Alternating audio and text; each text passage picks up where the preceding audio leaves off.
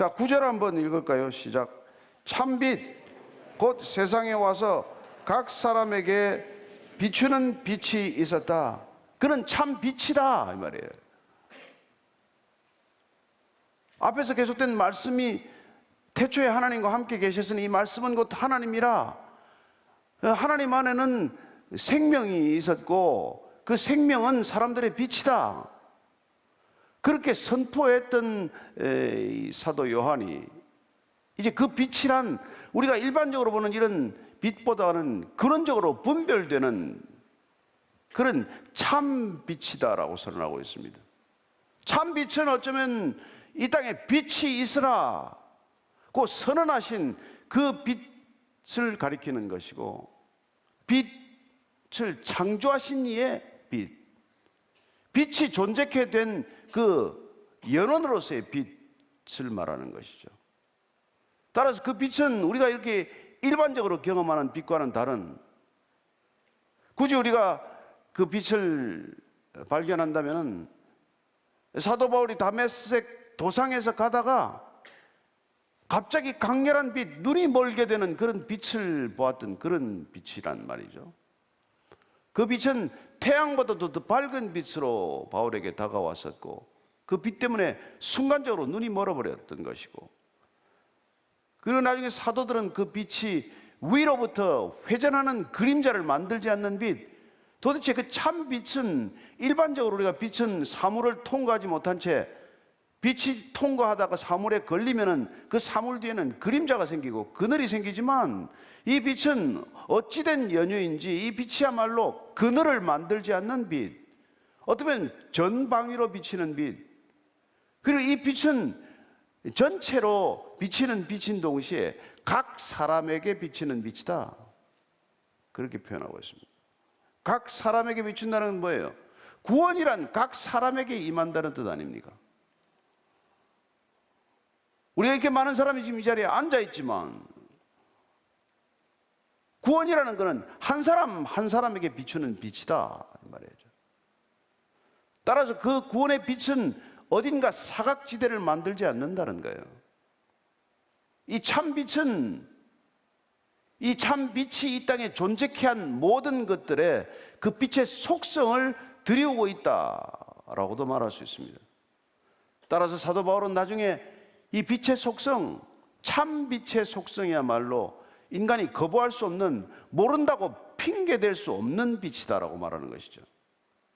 자, 10절 11절 읽습니다. 시작. 그가 세상에 계셨으며 세상은 그로 말미암아 지은 바 되었으되 세상이 그를 알지 못하였고 자기 땅에 오매 자기 백성이 영접하지 아니하였으나 세상에 계셨다. 태초에 하나님이 계셨고 태초에 말씀이 계셨고, 이 계셨다고 하는 것은 선제, 먼저 존재했다는 것을 말하는 것이고, 우리가 보고 있는, 경험하고 있는 이 모든 것들, 피조세계 전체, 우리가 존재하는 이 땅의 모든 존재는 우리가 경험하지 못했지만 바로 그 태초부터 계셨던 것으로부터 비롯된 것이다.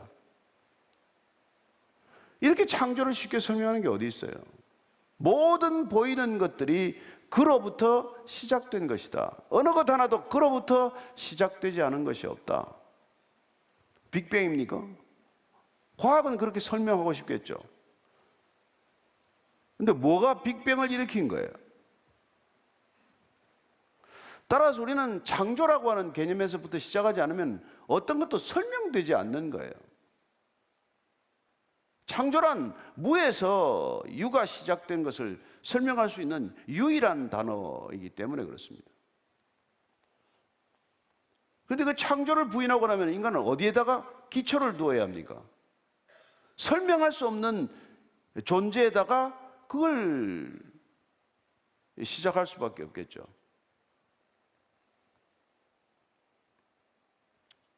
따라서 오늘 우리는 세상이 그로 말미암아 지은 바 되었다고 말함으로써 지금 사도 요한은 그라고 하는 것이 단순히 로고스로부터 점점 구체적인 인격적 존재로 설명해 들어가는 것을 보게 됩니다. 세상이 그를 알지 못했다. 세상이 그를 어떻게 알겠어요? 우리가 태어나도 부모가 누군지도 모르는데, 낯이 익을 때까지 부모라고 부르는 것도 어려운 일인데, 우리는 우리 존재의 뿌리를 어디다가 어떻게 우리가 알 수 있겠습니까? 또한 여기서 세상이라고 말하는 건 뭡니까? 피조세계 전체를 설명할 수도 있겠지만 이 세상은 타락한 인간들, 우리가 앞에서 각 사람에게 비추었다고 말할 때 이 빛이 와도 그 빛을 깨닫지 못하고 빛을 이기지 못했던 타락한 인간, 타락한 전체 세상, 그걸 세상이라고 말하고 있다는 것을 우리가 감지할 수 있는 것이죠. 왜 그 빛이 와야만 했습니까? 왜 그 빛이 우리에게 진리로 다가와야만 합니까? 우리가 그 빛을 알 수 없을 만큼 타락했기 때문이죠. 부패하고 절대적으로 타락한 존재가 되었기 때문에 그분께서 이 땅에 오셨지만은 알지 못했을 뿐만 아니라 오늘 이 사도 요한은 자기 땅에 왔지만 자기 백성이 영접하지 않았다라고 말하고 있습니다. 근데 그 중에 누군가 극소수가 지극히 몇몇 사람들이 예수님을 영접했다고 되어 있고 그 영접하는 일이 우리 신앙의 전부라는 것을 지금 사도 요한은 선포하고 있습니다. 12절 13절입니다. 시작. 영접하는 자, 곧 그 이름을 믿는 자들에게는 하나님의 자녀가 되는 권세를 주셨으니 이는 혈통으로나 육적으로나 사람의 뜻으로 나지 아니하고 오직 하나님께로부터 난 자들이니라. 영접하는 자, 그분은 말씀으로 오셨고 그분은 생명이요 빛이신데 그분이 이 땅에 오셨을 때 우리가 영접하는 것, 그 이름을 믿는 것, 예수 그리스도라는 이름으로 불리는 그 대상을 믿는 것, 그게 하나님의 자녀가 되는 권세를 얻는 것이다 이렇게 말합니다. 그렇다면 신앙이란 무엇입니까? 받아들이는 거죠. 찾아오신 그분, 주인을 주인으로 받아들이는 것, 아버지를 아버지라고 받아들이는 것. 그렇습니다. 신앙은 아버지를 찾은 거예요. 신앙은 아버지를 아빠로 부르게 된 거예요. 신앙은 받아들이는 지극히 단순한 행동을 통해서 호적을 되찾은 일이에요. 여러분, 호적 없는 사람 우리는 무슨 이게 근본이 없다고 말하지 않습니까? 그 신앙이라는 호적 정리다. 호적이 이제 정리되었다. 아버지를 찾았다. 그래서 아버지의 아들이 되었다. 그 찾아오신 이를 영접하고 그 이름을 믿고 그분을 받아들여서 그분을 아버지로 인정했더니 그분의 아들이 되는 호적이 생겨났고 그 결과로 나는 아버지의 아들의 지위를 얻게 되었고 아버지 아들의 지위가 부여됨으로써 나는 아버지의 아들이 누리는 권세를, 권한과 책임을 갖게 되었다. 이렇게 단순하게 설명을 하고 있단 말이에요. 예수 믿는 게 뭐냐? 그분을 그리스도라고 받아들이는 것이 뭐냐? 이 일이 여러분 우리에게 일어난 일이다 이 말이에요. 우리의 신앙이란 바로 이런 것이다. 나는 하나님이다 이런 미쳤다고 얘기할지 모르지만 우리가 하나님의 말씀을 받아들여서 우리 안에 하나님의 형상이 회복되면 우리는 하나님의 모양과 형상대로 창조된 첫 번째 아담과 하와와 같은 그런 존재가 되는 거란 말이에요. 그런 존재론적 회복을 위해서 예수님께서는 이 땅에 오셔서 그분은 말씀으로 우리를 다시 새롭게 빚어가기 시작을 한다는 말이죠. 그 말씀을 받아들이는 것, 그게 어떤 의미를 가졌는 것, 그게 얼마나 위대한 의미를 지니고 있는지를 지금 이 요한이 얘기하고 있는 것이죠.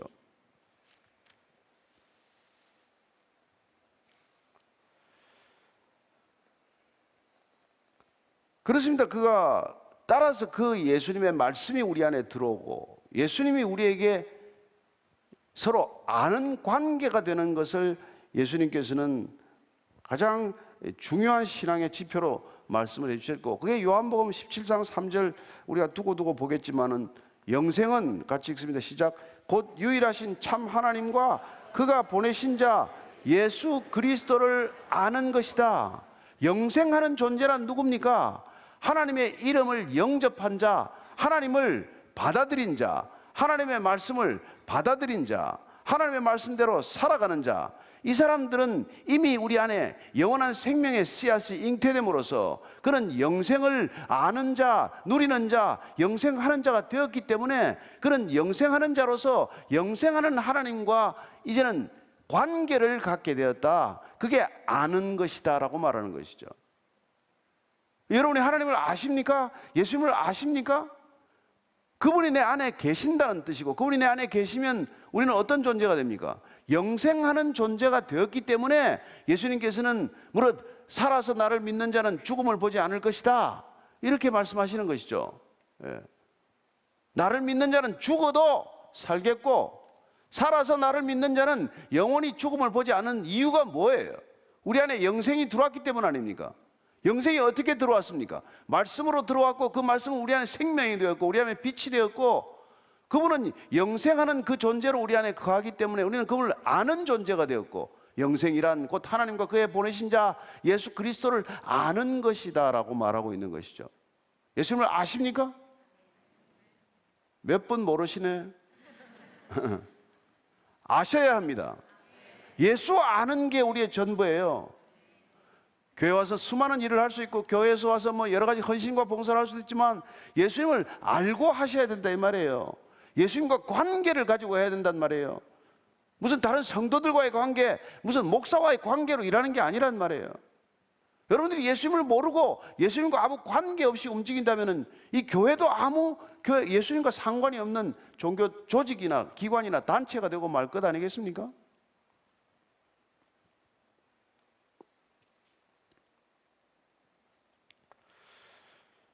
그렇게 우리 안에 오셔서 우리를 영생하는 존재로 만들기 위해서 그분께서는 오셨고, 지금 사도 요한이 목이 터져라고 말하는 건 뭐예요? 이 헬라 세계를 향해서 예수님을 아는 것, 예수님이 누군지를 지금 알리는 것, 그래야 그들이 영생하는 존재가 되도록 하는 것, 그게 사도 요한이 요한복음을 기록한 목적이라는 것이죠.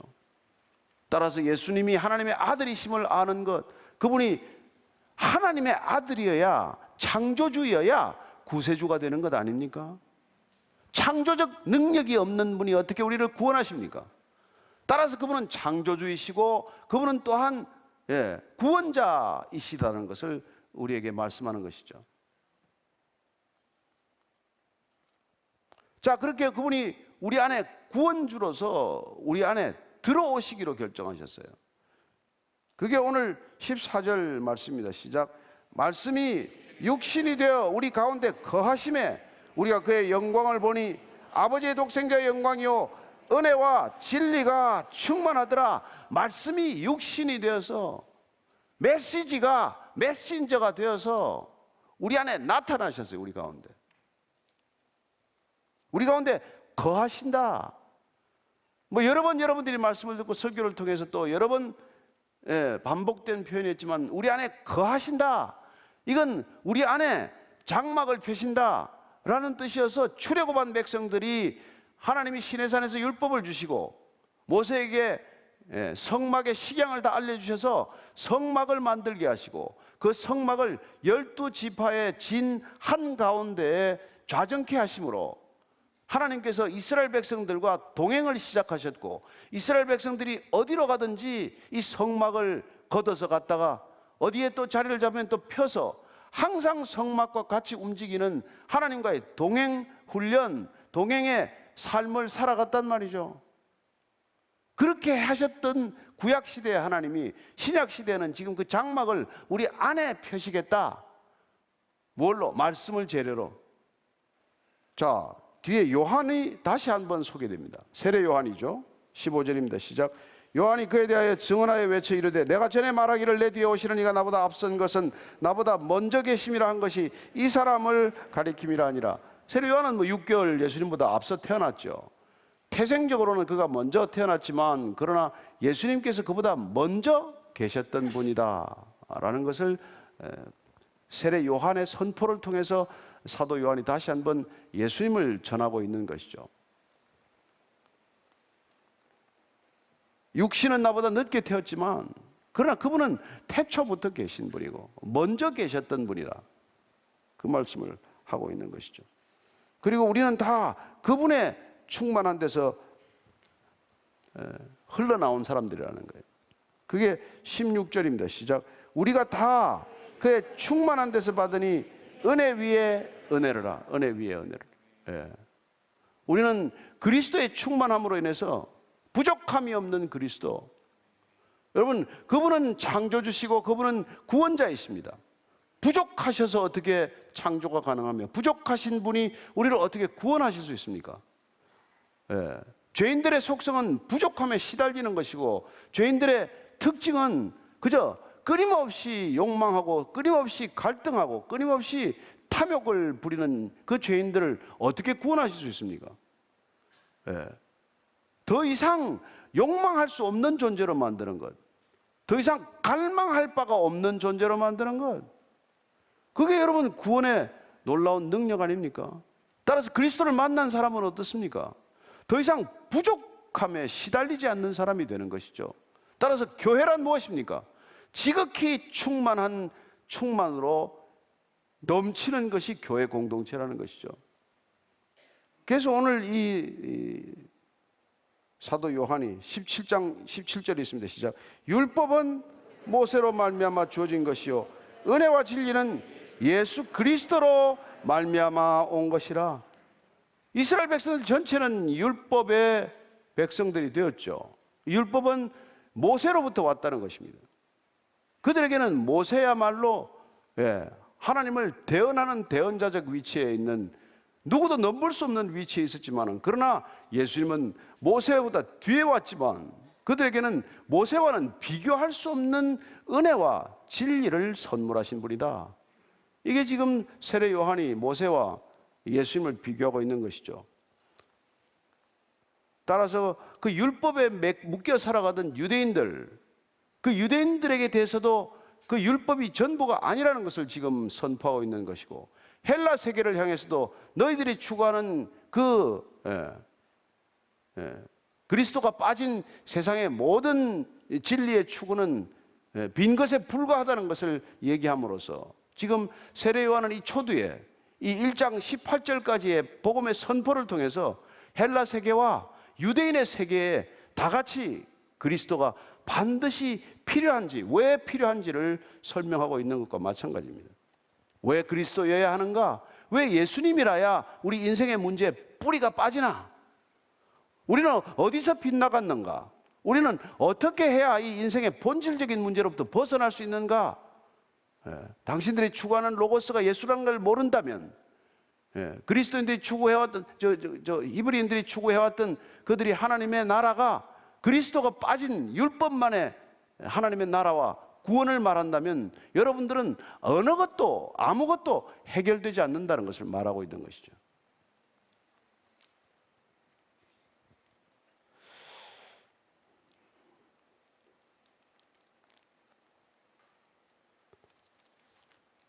자, 16, 18절 한번 읽고 정리해 보십시다. 시작.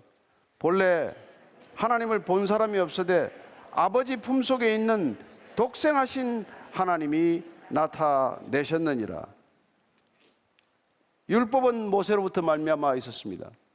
그러나 그 율법은 이스라엘 백성들을 점점 목마르게 했습니다. 율법을 지키느라고 다들 기진맥진했습니다.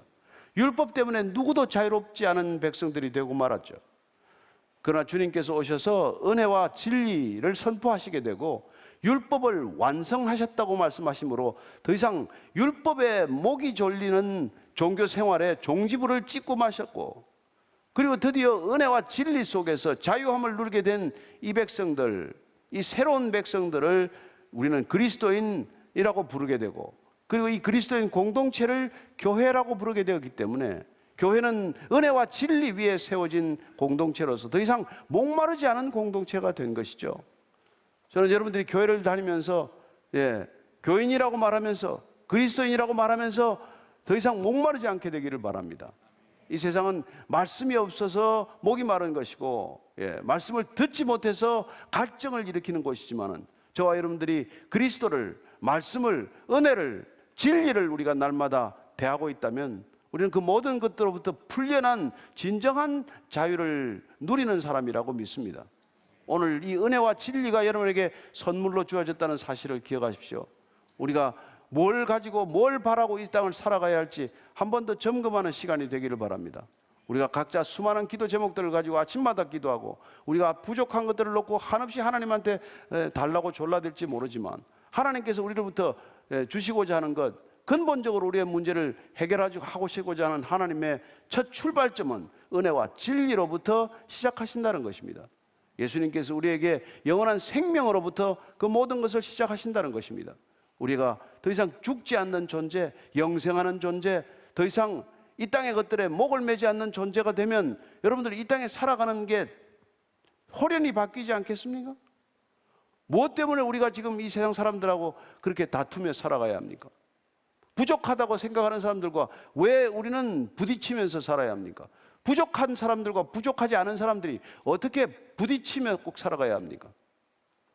저는 오늘 이 위대한 사도의 선포야말로 우리에게 온 빛이 그늘이 없는 빛이라는 것을 알고, 우리에게 주어진 이 생명이 죽지 않는 생명이라는 것을 알고, 우리에게 주어진 진리가 상대적 진리가 아니라 영원한 절대적 진리임을 우리가 인정하고 받아들이고 믿는다면 우리는 더 이상 이 세상 속에서 이렇게 작은 갈등으로 신음하는 존재가 아니라고 믿습니다.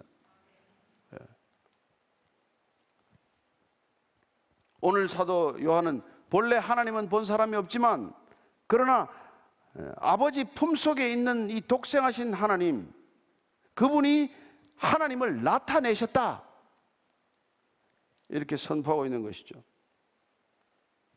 우리가 앞서 1장 17절에 드디어 그는 이때까지 로고스로 시작했다가 빛으로, 생명으로, 그렇게 그분을 이미지화했다가 드디어 예수 그리스도를 선포했고, 그 예수 그리스도는 하나님의 독생하신, 하나님의 품속에서 독생하신 하나님이시다, 이렇게 지금 결론을 짓고 있는 것이죠. 우리는 독생하다 그러면 혼자 태어났다라는 뜻으로 이해하기가 쉬운데, 원래 이 단어의 뜻은 홀로 있는 유일한 독특한 존재라는 것입니다. 그리고 품속에 있다는 것은 무슨 아들이라서, 아이라서 이렇게 무슨 안고 있는 그런 개념보다는 그 품속에 있다는 것은 친밀감을 극도로 표현하는 거예요. 그래서 하나님과 예수님은 누구냐, 어떤 관계냐? 지극한 친밀감을 서로 확인하는 관계일 뿐만 아니라 유일한 독특한 하나님의 형상을 고스란히 그대로 지닌 그런 존재라는 뜻이에요. 그래서 예수님을 보면은 하나님이 보인다고 말하는 것입니다.